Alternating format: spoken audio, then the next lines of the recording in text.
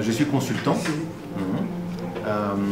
et j'ai décidé d'apporter mon soutien dans le domaine de la communication et de l'administration aux structures associatives, puisque c'est là où j'ai rencontré les gens à Paris, à Bruxelles.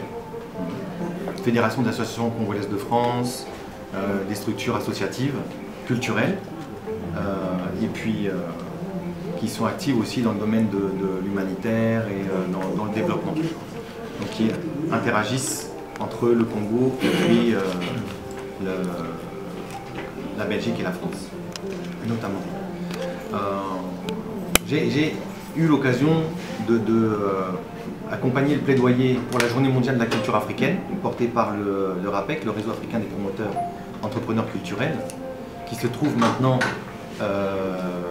être mis enfin, la Journée mondiale de la culture africaine se trouve maintenant être mise à l'agenda de l'UNESCO comme journée internationale. Donc il y a encore un grand programme de promotion de cette journée sur toute l'Afrique notamment, mais aussi partout, sur tous les continents, puisque à partir de l'UNESCO, on chute sur tous les continents, puisqu'il y a des représentants d'ambassade de tous les pays qui sont à Paris. Donc après avoir eu à participer à Africité à Dakar, il y a 6 ans, j'ai eu plus de 6 ans maintenant, j'ai eu l'occasion de découvrir l'activité de Cité Gouvernements Locaux Unis d'Afrique, qui organise le forum du développement des entités locales africaines. Donc le siège est à Rabat, au Maroc, et elle est composée donc des communes, des régions, des collectivités, des entités territoriales décentralisées, comme on appelle ici, à Rabat. Ce qui m'a amené, avec le changement de régime, à pouvoir dire bon, on va venir voir enfin ce qui se passe à Kinshasa, parce que bien que je côtoie mon Mboka depuis un bout de temps à Paris, à Château-Rouge, en banlieue, et puis depuis 12 ans à Bruxelles, je n'étais jamais venu sur la terre de vos ancêtres. Donc voilà, maintenant c'est fait. On ne peut pas dire que j'ai jamais mis les pieds au Congo, mais c'est vrai que je n'ai mis les pieds qu'à Kinshasa. Donc pour commencer ma venue ici, c'était pour accompagner le projet Kinteke Parade, qui est un projet de parade en rue qui doit regrouper des groupes de toutes les communes de Kinshasa pour le mois de juin.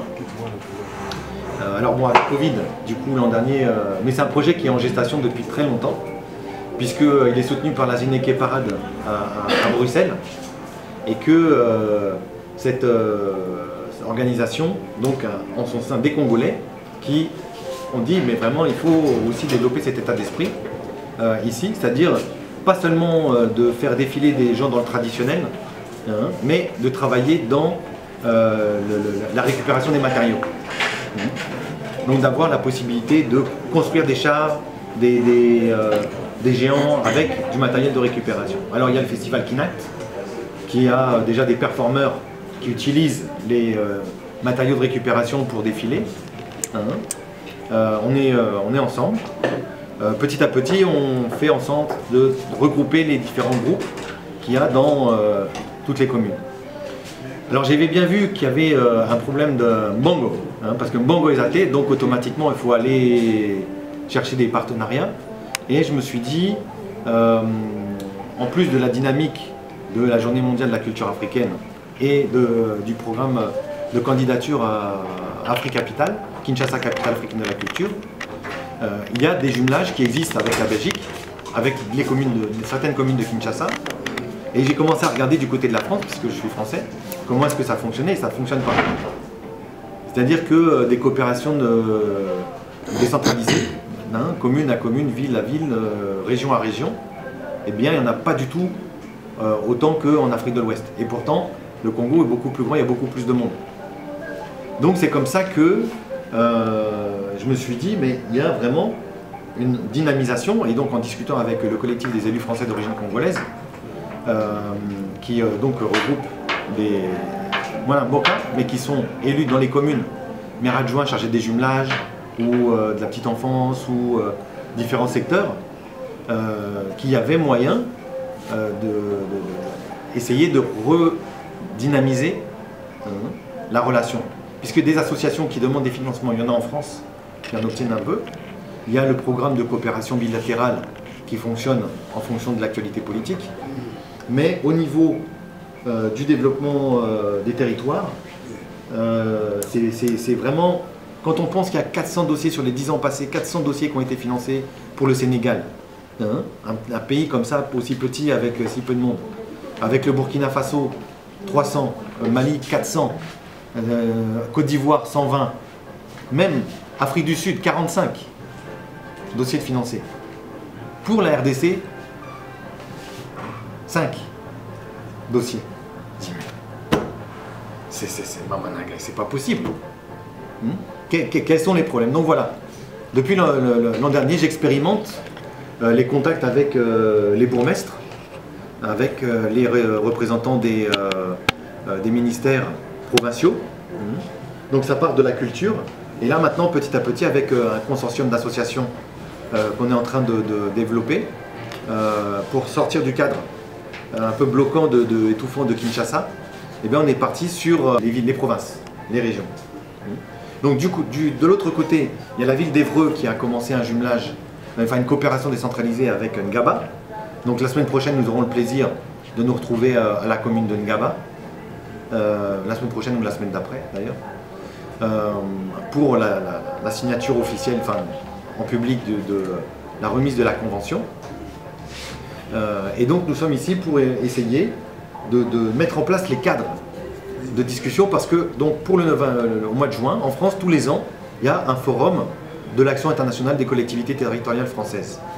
Et c'est dans ce cadre-là que tous les services des différentes régions françaises ou des différentes communes qui sont intéressées par ces questions de jumelage se retrouvent et discutent des thématiques, l'eau, l'assainissement, la santé, enfin toutes les questions, l'environnement, toutes les questions qui peuvent se poser dans le domaine de la coopération développement, pour échanger. Et donc il y a même des groupes pays, parce qu'en fonction des villes qui sont jumelées avec la Mauritanie, avec le Liban, quand il y a suffisamment de villes, quand ça dépasse 5 villes, ça fait un groupe pays. Et il y a une discussion thématique avec les différentes villes, parce que la France c'est grand, même si les gens ont internet, etc., il faut des temps dédiés pour discuter, pour savoir quelles sont les problématiques avec l'autorité de l'autre côté aussi. Parce que l'administration libanaise n'est pas la même administration que l'administration mauritanienne, que l'administration sénégalaise, ou ivoirienne, ou congolaise, ou sud-africaine. Et donc, il y a nécessité d'avoir un cadre. Donc c'est comme ça qu'en discutant avec le pasteur, Kalombo, et il m'a parlé du Fonadel, et je me suis dit, mais oui, effectivement, si on met en place un programme dédié aux organisations de la société civile, un programme dédié aux entités territoriales décentralisées pour accompagner les renforcements de capacités, les formations de formateurs, eh bien il faut qu'on crée un cadre ici aussi, parce que chacun aille de son côté voir l'autorité locale, ça n'est pas efficace. J'ai eu des contacts avec des bourgmestres, des chefs de service, mais c'est comme si on explique l'histoire, mais après quand on rentre, oui on a certains contacts. Allô, bonjour, oui je suis occupé, on se rappelle plus tard. Pas de suivi. Pas de suivi. Donc, j'espère que avec une plateforme des organisations de la société civile, non seulement à Kinshasa, mais également en province, eh bien on va pouvoir avancer. Donc là, le fait d'avoir la DIEC, eh bien c'est le mariage parfait pour pouvoir évoluer dans ce cadre qui doit être récurrent, qui doit être annuel, pour pouvoir regrouper des gens des différentes provinces. C'est pas évident d'avoir tout le monde en même temps, au même moment, certes, mais ce n'est pas possible d'attendre depuis 2014, les dernières assises de la coopération décentralisée, d'attendre 7 ans avant de se dire bah, ce serait bien qu'on refasse un forum. Non, il y a des discussions techniques tous les ans parce que les législations entre la Belgique et la France ne sont pas les mêmes. Même si l'état d'esprit peut être le même, il y a des différences. Et puis après, il y a des a priori politiques qu'il y a en Europe qu'il faut arriver à gérer. Hein.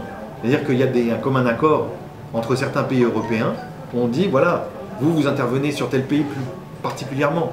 Là, vous connaissez l'engagement de la France en Afrique de l'Ouest. Hein. Donc, les fonds, l'aide au développement ne peuvent pas être les mêmes partout. Hein. D'où voilà ma présence ici. Bon, j'ai beaucoup parlé, donc maintenant j'espère bien pouvoir vous entendre et savoir un petit peu qui vous êtes et quel est l'objet de votre engagement, votre présence ici. Ça m'intéresse vraiment beaucoup. Voilà, merci Fabien de cette présentation. Tu es même entré dans le détail de différentes problématiques qui nous rongent les cœurs et c'est vraiment important qu'on table là-dessus, qu'on frappe fort parce que le pays est en train de mourir et c'est ça. Donc je voulais aussi parler comme ça, on donne la parole. On fait d'abord une présentation. Aujourd'hui c'était une réunion de prise de contact. Nous allons planifier des réunions, des activités avec certains d'entre vous. On a déjà eu des échanges. C'est maintenant que nous lançons ces actions. Nous appelons actions communes. Donc il y a plusieurs actions communes que nous allons mener, entre autres ce qu'il a dit. Et comme nous sommes à Kinshasa, nous allons commencer par faire cette caravane à Kinshasa pour résoudre des problèmes que nous rencontrons ici à Kin. Et nous ferons la même chose dans plusieurs provinces, si pas toutes les provinces. La manière dont nous avons regroupé nos provinces, j'expliquerai brièvement vers la fin pour que tout le monde comprenne. Mais là, je demanderai si vous pouvez prendre les présents qui va se passer à Kinshasa et on progressera comme ça dans chaque province pour répondre aux besoins de la population. L'idée est venue de la diaspora pour l'émergence du Congo et on est en train de développer avec plusieurs partenaires.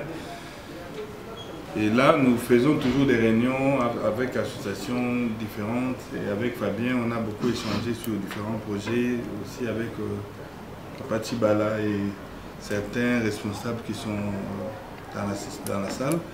Et aujourd'hui, on voulait maintenant aller dans les vifs du sujet parce qu'on a reçu une délégation qui vient de la Belgique par rapport à ce que Papachi Bala va expliquer. Donc, au mois de juillet, nous entrons dans notre première phase, c'est-à-dire la phase Kinshasa, et après nous ferons les 25 provinces par la suite.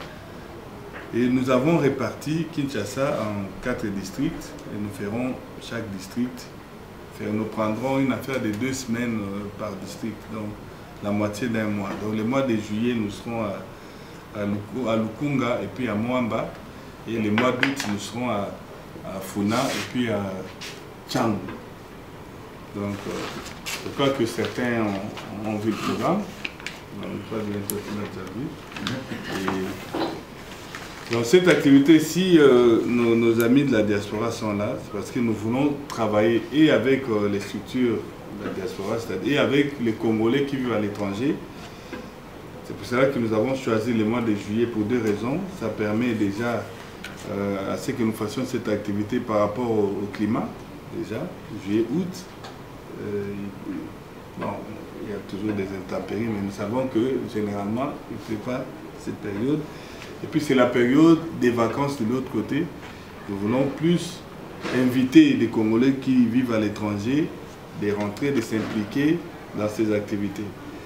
Papachi Bala va parler des 10 secteurs où nous allons associer nos compatriotes. Puis nous donnerons la parole aux représentants de ces volontaires qui viendront de la diaspora, parce qu'il aura un travail à faire de l'autre côté, notamment Fabien aussi et la maman qui viennent de la Belgique. auront un grand travail à faire de l'autre côté, juste à leur retour. Donc, au mois de juillet, nous serons du 1er juillet au 12 juillet à Lukunga. Qu'est-ce que nous allons faire? Nous allons faire le dépistage du diabète. Nous allons faire les prélèvements de la tension, donc dépistage de l'hypertension artérielle. Et nous allons voir aussi tout ce qui est maladie, maladie gastrique, hémorroïdes, malaria. Il y a beaucoup surtout les problèmes d'infection. Ça, nous avons déjà même entamé une caravane. Les infections urogénitales. Nous avons rajouté la DREPA en échangeant avec la Fondation et d'autres structures qui sont dans le domaine. Nous allons faire une caravane, c'est-à-dire une caravane motorisée du marché Matadi Kibala, je crois, jusqu'à la gare centrale. Donc là, nous traverserons 7 communes. Donc nous avons les points qui sont en grand, là où nous aurons vraiment il y aura des activités de masse, et les petits points, nous allons installer des kiosques sanitaires. C'est-à-dire dans ces kiosques, nous ferons la sensibilisation déjà, et nous pourrons faire aussi les prélèvements. Nous allons lancer une campagne de dons de sang, parce qu'il y a aussi la leucémie qui rentre en jeu. Et puis nous allons recevoir des gens pour des conseils, surtout des jeunes qui veulent connaître leur, comment on appelle ça, sérologique. Voilà, vous allez bien expliquer ça, pour éviter beaucoup de problèmes dans l'avenir. Il y a beaucoup de médecins, infirmiers dans la salle, ils comprennent. Donc nous allons donner des conseils pour comment éviter d'avoir des enfants drépanocytaires, anémiques et tout ça. Donc dans ces différents kiosques. Et nous allons mettre en place aussi d'autres activités pour les attirer. Par exemple, vous venez donner votre sang, à côté de ça, vous pouvez rentrer avec des mirames de poulet, avec des savons, avec des dons que nous allons recevoir par-ci par-là. Et là, on nous promet un gouvernement des warriors. Or, nous sommes déjà les peuples warriors depuis longtemps. Donc, nous allons donner un coup de pression à l'oppression. Voilà. Donc, nous ferons ces tournées. Nous voulons réquisitionner les maisons communales comme c'est déjà connu de la population pour mettre aussi les quartiers généraux, parce que là aussi nous pourrons faire des conférences pour bien expliquer. Pour qu'une personne aille faire les prélèvements, il faut que la personne soit sensibilisée. Donc nous allons utiliser les maisons communales pour organiser des conférences dans leur salle de réunion. Et nous avons pris les paroisses catholiques, parce que ces paroisses sont bien situées par rapport à l'agglomération, par rapport à la population. Et là, nous ferons aussi également le dépistage du diabète, la tension artérielle, et nous pourrons faire aussi des hospitalisations en public. Si une personne vient, on aura des équipes d'urgence, nous en parlerons avec les médecins, parce qu'il y a une ONG qui est avec nous, qui s'occupe de ça, qui a une centaine de médecins volontaires qui sont dans ces projets. Donc la personne qui n'a pas ces programmes, nous lui enverrons tout ça au mois via WhatsApp. Donc si nous quittons Lukunga, nous serons à Moamba. Donc ça c'est le programme de Moamba. Nous ferons la même chose. Et après Moamba, le programme, nous irons à Funa. À Funa, nous y serons du 1er au 15 août. Et puis nous terminerons à Tchangou. Donc là, ça nécessite vraiment beaucoup d'efforts parce qu'il y a une forte population de l'autre côté. Nous serons à Tchangou du 17 au 29 août. Et puis nous terminerons par une journée de clôture dans la salle paroissiale de la cathédrale Notre-Dame. Donc c'est ça le projet que nous ferons. Donc nous avons besoin vraiment de plusieurs associations de terrain, parce que nous ne pourrons pas aller installer des comités partout. Mais en travaillant, nous rencontrons des associations qui sont déjà actives dans les communes. Et puis au niveau des communes, Papa Tchibala va parler, va un peu expliquer. Il y a déjà des zones de santé qui sont bien structurées. Et puis il y a des comités dans chaque quartier. Il y a aussi les relais communautaires que j'ai découverts ici, qui n'attendent que les moyens pour mettre leur expertise et leur talent au service de ces projets. Donc ça, c'est à Kinshasa. Donc après Kinshasa, nous ferons la même chose. Nous descendrons au Bas-Congo, c'est-à-dire des Kassa. Les groupes qui peuvent normalement intervenir dans le cadre du volontariat dans le pays et à travers, dans le pays, mais à travers la zone. Donc nous sommes dans la zone de l'Afrique centrale.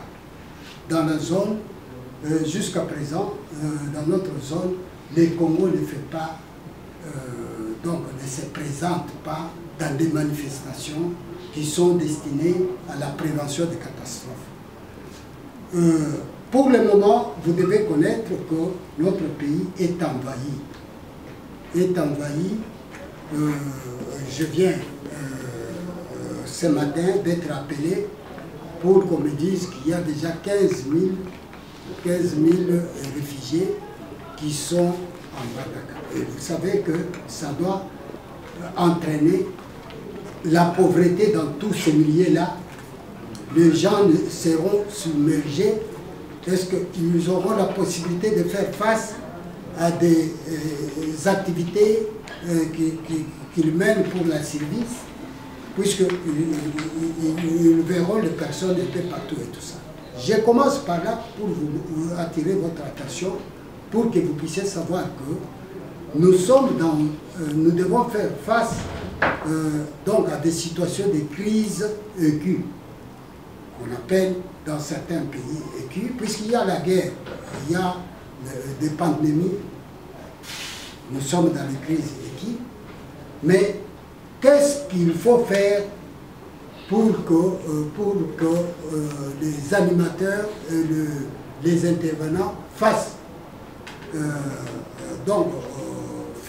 une intervention efficace pour donc assister des personnes qui sont touchées d'une façon ou d'une autre.